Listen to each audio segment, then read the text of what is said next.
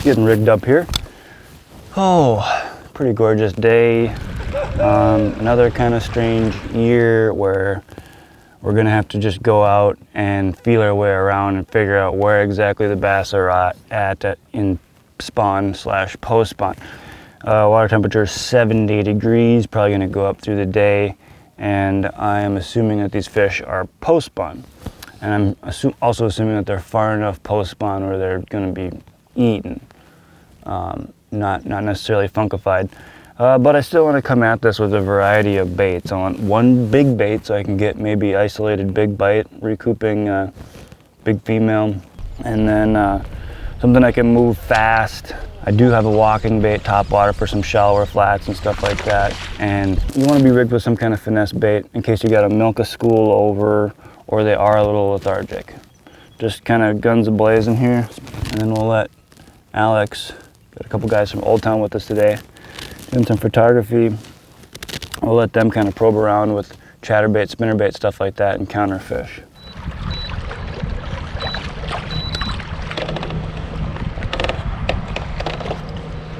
We're in the zone. Start drifting our way in. There's like sporadic weed patches out here too, every once in a while.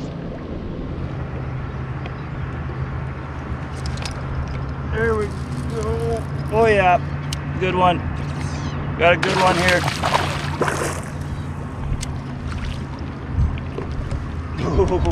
Bottom hook. Barely hooked. Just chill, baby. There we go. Woo. As you can see, big head on her, a little bit post spawn maybe. Oh, I'm gonna have to. A bottom hook. Nice though. Probing around with the Texas rig. I'll kind of show you what I'm using here.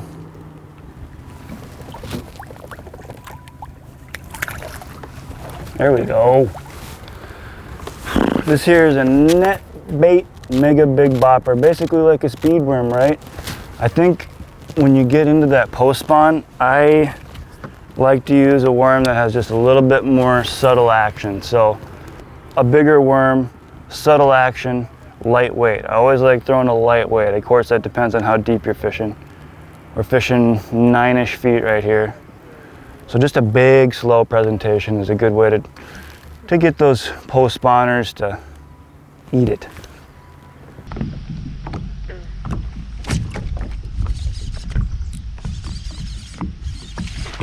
Good one. There we go. Oh.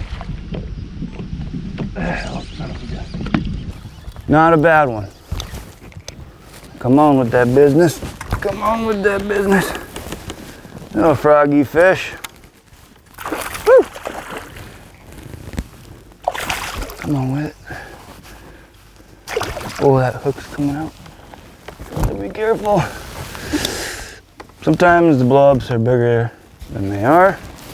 But a blow-up is a blow-up, as they say, and it's always a good time. A little downsized frog. Nice little bucket. Now, what I got going on, we just came into what would have been a spawning flat. Shallow flat, forever and a day. Kind of carpeted with weeds on bottom, but really not coming up, and there isn't any lily pads either. So there's a couple fish I didn't roll on that were quite a bit smaller because I was combing this whole area, just a big sweeping cast with a boot tail swim bait, weighted screw lock hook. Caught like 3 or 4 fish, and as we push closer into the bay here, we got fish chasing dragonflies. So luckily we had a frog tied up and got that fish to whack it.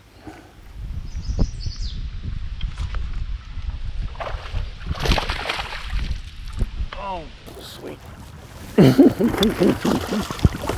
Not big, but I just saw this fish come in and house a dragonfly. They're chasing dragonflies up here. It's really fun to watch. There's a lot of newly emerged, hatched, morphed dragonflies. The bass are going like completely airborne for it. I just happened to cast in the vicinity of where one blew up on it, and I watched that fish come out and whoop it. There's another one right over here too, so see if we can get him. It's kind of a weird angle, but got him. Look at the worst hook set in the world. So that's right about where that other one had jumped. That was the weakest, weak side hook set. Oh my gosh, and they're trophies. But anyway, that just goes to show you, keep an eye out for those rising fish. It's not like they just jump and then they're gone. They're hanging out in that location. So especially if you can, you know, say they missed the dragonfly, throw something like maybe you're flipping or something a little slower like the swim bait, they'll eat it.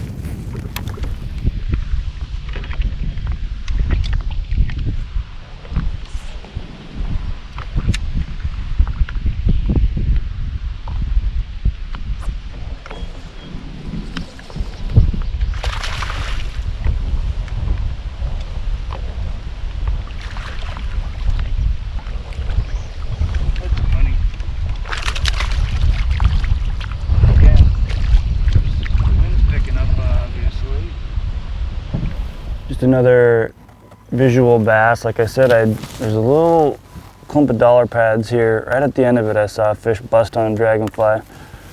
Put the swim bait down, put the Texas rig on, let it hit bottom, shook it twice. There he was. So always, I'm sure you're already doing this, but visual observation. Always be aware of what's going on. I mean, look at your graph. You might notice something on your graph you don't see with your eyes, vice versa. Look with your eyes, you might see something you don't see on your graph.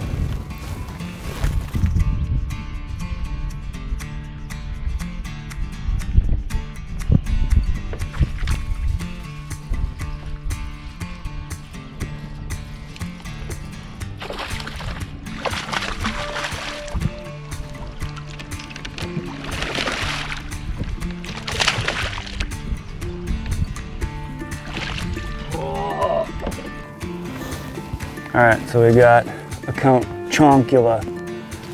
She is not pro-spawn, she's still good and thick. Texas rigging around.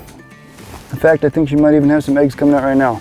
So we should maybe get her back soon, but feeling her way around looking for old weed beds basically. That's where they come out and recoup or feed up to get ready to spawn. That's the one right there. Back she goes.